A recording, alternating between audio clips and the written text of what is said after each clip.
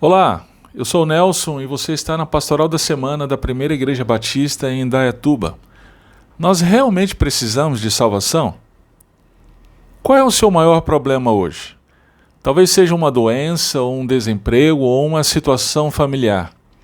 Quem sabe a saudade de alguém que já se foi, ou até mesmo a frustração pela incapacidade de resolver um conflito. Eu entendo perfeitamente o quanto isso causa dor a você. Entretanto, raramente paramos para pensar que o nosso maior problema é a necessidade de salvação. Isso é o que precisamos urgentemente e desesperadamente. Sim, salvação. O que eu e você mais precisamos não é de uma promoção ou da cura do câncer, ou de uma melhor condição macroeconômica para desenvolvermos melhor nosso empreendimento, mas sim de salvação. Bem, diante disso, segue-se algumas perguntas. Salvação do quê? O que é preciso fazer para ser salvo? Bem, precisamos de salvação porque nos rebelamos contra o bom Deus e por isso fomos eternamente condenados. Nossa condição é de mortos e escravos do sistema pecaminoso desse mundo, escravos dos nossos desejos pecaminosos e escravos do diabo, de acordo com Efésios 2, 1-4. E para piorar, somos de tal maneira cegos que não conseguimos enxergar essa realidade, 2 Coríntios 4:4. Por rejeitarmos o bom Deus, estamos debaixo da sua ira, Romanos 1:18 e seguintes. É exatamente por isso que precisamos de salvação. Em face disso, surge a segunda pergunta: o que é preciso fazer para ser salvo? Essa pergunta tem sido respondida basicamente de algumas formas. Veja só, a primeira forma de responder a essa pergunta é a que tem sido oferecida pela maneira de pensar do nosso tempo, que é caracterizada pela modernidade líquida. Entre aspas, não existe pecado, não somos pecadores, e então não precisamos ser salvos, alguns dizem. Entretanto, não adianta ser negacionista em relação à realidade do pecado. Assim como não adianta para um paciente diagnosticado com câncer negar que está com câncer. Isso não resolve o problema. A doença está lá e vai matá-lo se não forem tomadas as medidas necessárias. A segunda forma de responder à pergunta é: seja o melhor que conseguir. Todas as religiões ao longo da história humana têm respondido dessa forma. O judaísmo nos tempos do Novo Testamento respondia dessa forma.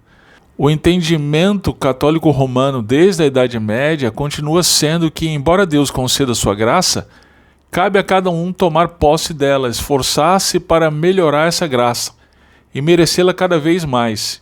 E esse entendimento se manifestou de forma mais escandalosa na venda das indulgências, de acordo com o Bula Unigenitus do Papa Clemente VI, de 1343 d.C.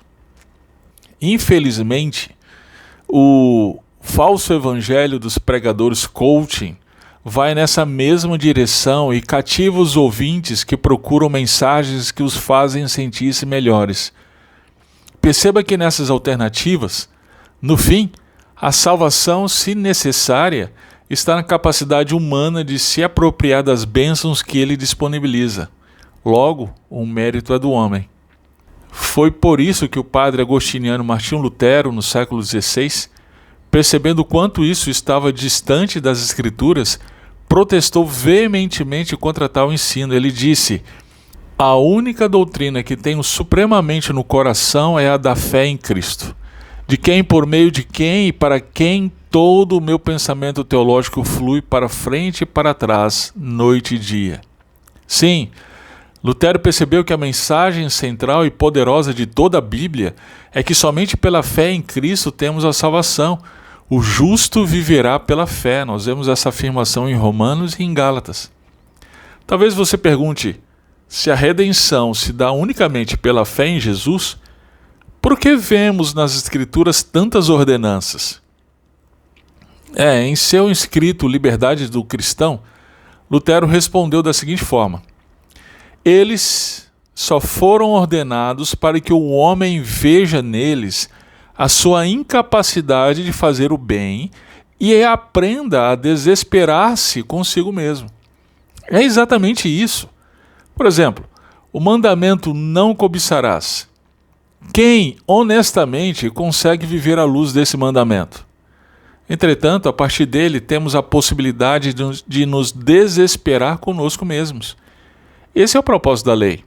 A lei não tem o propósito de salvar, mas nos mostrar o quanto somos pecadores e que, de fato, precisamos de salvação. E aí, quando nos deparamos com a nossa própria incapacidade, eis que resplandece a luz imensurável de Jesus que disse: quem crê no Filho tem a vida eterna. Quem, porém, mantém-se em desobediência ao Filho, não verá a vida, mas sobre ele permanece a ira de Deus. João 3,36. Meu querido, eu quero te encorajar a desesperar-se consigo mesmo e receber o perdão de Deus que é oferecido unicamente por meio da morte e ressurreição de seu Filho, Jesus Cristo. Se você está disposto a fazer isso, manifeste isso em palavras agora através de uma oração e, em seguida, procure uma igreja realmente bíblica para ter mais orientações.